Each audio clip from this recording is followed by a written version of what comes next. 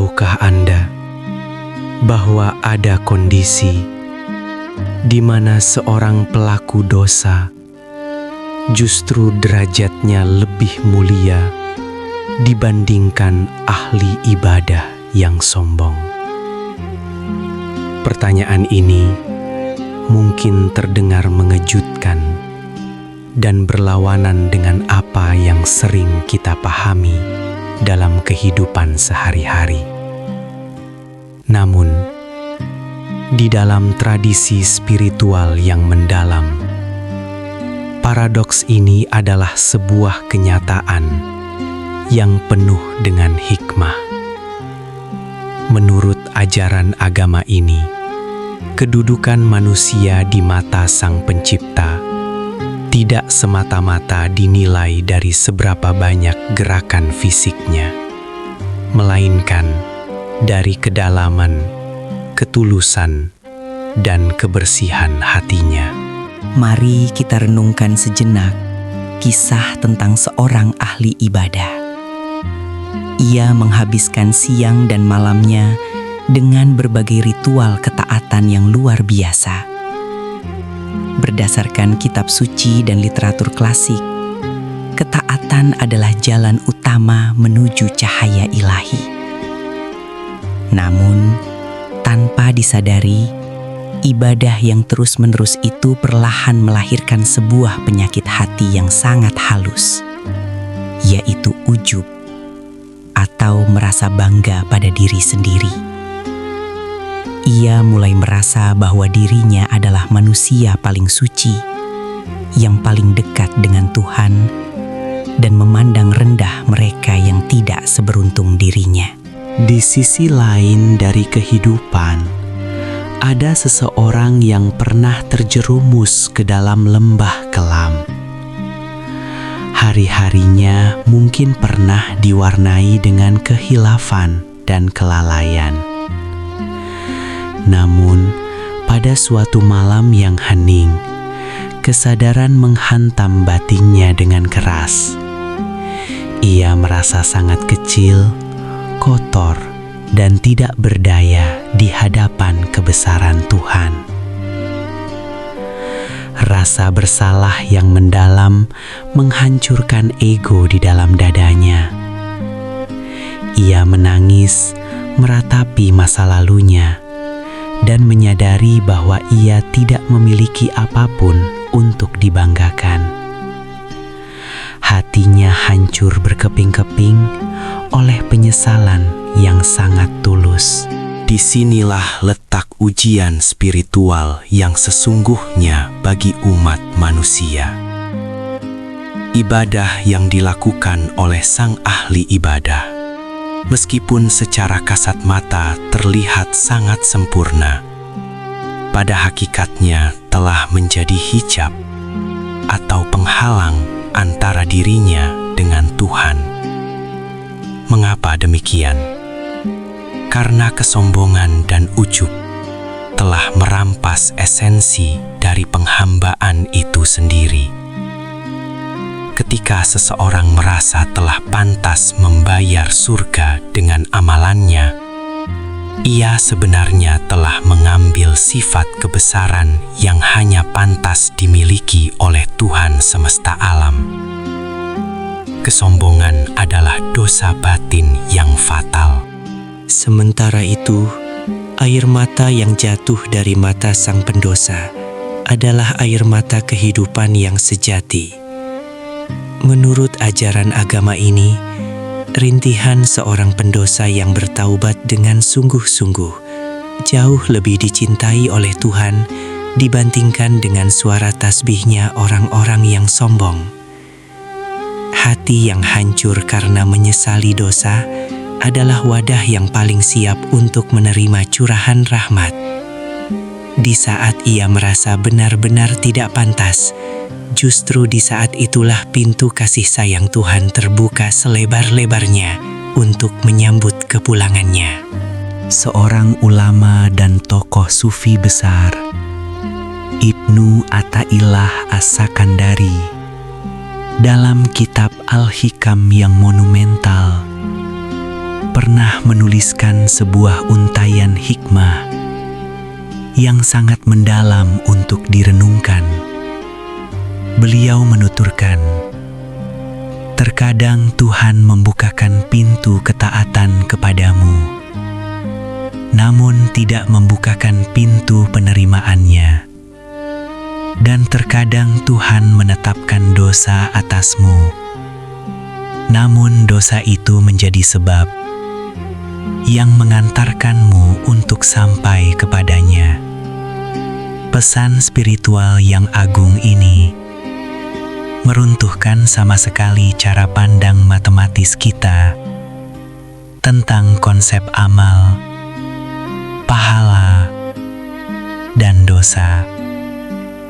Lebih jauh beliau menjelaskan bahwa dosa yang melahirkan rasa hina dan ketundukan hati jauh lebih baik daripada ketaatan yang melahirkan kemuliaan diri dan kesombongan. Ketundukan adalah pakaian asli seorang hamba yang sejati.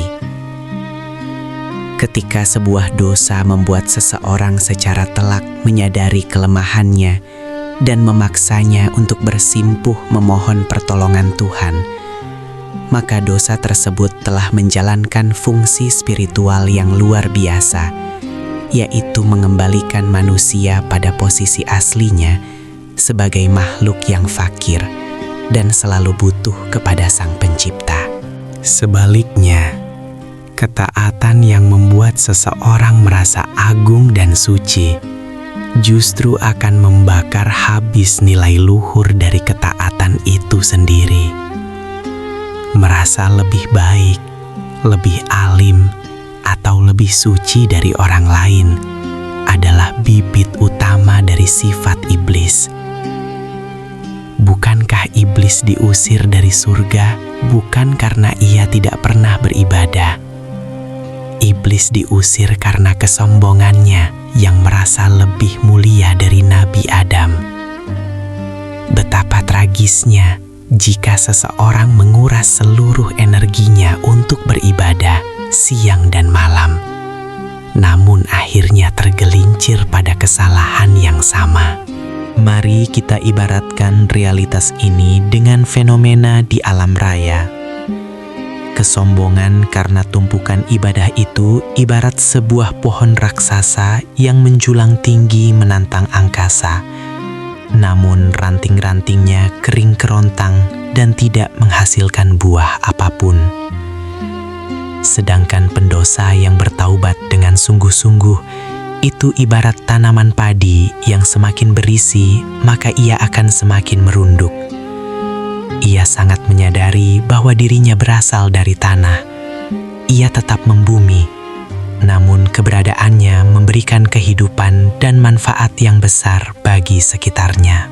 Berdasarkan kitab suci, rahmat dan kasih sayang Tuhan meliputi segala sesuatu di alam semesta, dan ampunannya jauh lebih luas daripada lautan dosa yang mungkin pernah dilakukan oleh seorang manusia. Terlalu fokus pada kuantitas ibadah seringkali menjebak kita untuk melupakan sang pemilik ibadah itu sendiri. Namun, seorang yang sedang patah hati dan hancur karena menyadari dosanya tidak memiliki pegangan lain selain menggantungkan seluruh asa dan harapannya pada samudra kasih sayang Tuhannya semata. Sangatlah berbahaya ketika seseorang yang merasa taat mulai memandang para pendosa dengan sebelah mata. Ia mengira bahwa surga telah dikapling secara eksklusif hanya untuk dirinya. Padahal, menurut ajaran agama ini, akhir dari riwayat kehidupan seseorang adalah sebuah rahasia yang tersimpan sangat rapat. Bisa jadi sang pendosa yang selalu direndahkan itu bertobat di akhir hayatnya dan meraih husnul khotimah. Sementara sang ahli ibadah justru tergelincir oleh sifat ujub dan kesombongannya di detik-detik terakhir kehidupannya. Oleh karena itu, tasawuf dan jalan spiritual senantiasa mengajarkan kita tentang pentingnya proses transformasi hati. Dosa yang disikapi dengan penyesalan yang benar akan bertransformasi menjadi anak tangga yang mengangkat derajat spiritual seseorang ke tingkat tertinggi. Kesadaran akan dosa melahirkan rasa malu yang mendalam kepada Tuhan. Rasa malu melahirkan sikap kehati-hatian dalam melangkah, dan kehati-hatian itu pada akhirnya melahirkan cinta yang murni kepada Sang Kholik. Inilah proses alkimia spiritual yang sesungguhnya. Namun, perlu diingat bahwa pemahaman mendalam ini bukan berarti menjadi dalih bagi kita untuk bebas melakukan dosa atau meremehkan nilai sebuah ibadah. Sama sekali tidak demikian.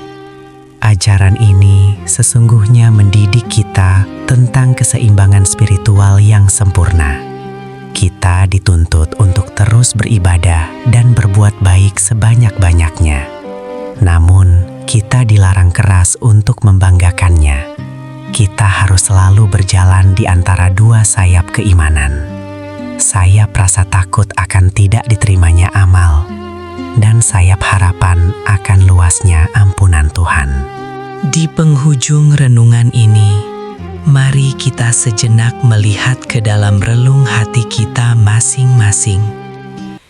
Sudah berapa banyak kebaikan yang kita lakukan, lalu secara diam-diam kita merasa lebih suci daripada saudara kita. Sudah saatnya kita menanggalkan jubah kesombongan spiritual yang mengotori jiwa itu. Jika kita pernah berbuat salah dan terjatuh dalam maksiat, janganlah pernah berputus asa dari rahmat-Nya. Jadikanlah penyesalan itu sebagai pelita terang yang akan menuntun jalan pulang menuju rengkuhan kasih Tuhan. Pada akhirnya, Tuhan tidak melihat pada keelokan rupa jasmanimu dan tidak pula pada tumpukan hartamu, melainkan Dia menatap langsung ke dalam kebersihan hatimu dan keikhlasan amal-amalmu. Ibadah yang sejati adalah ibadah yang membuatmu merasa semakin kecil di hadapan-Nya dan semakin welas asih kepada sesama hamba-Nya. Biarlah tangisan sang pendosa mengajarkan kita semua tentang arti ketundukan yang sesungguhnya, karena satu desahan napas penyesalan dari hati yang hancur jauh lebih nyaring terdengar di langit daripada ribuan kata pujian dari lisan yang angkuh.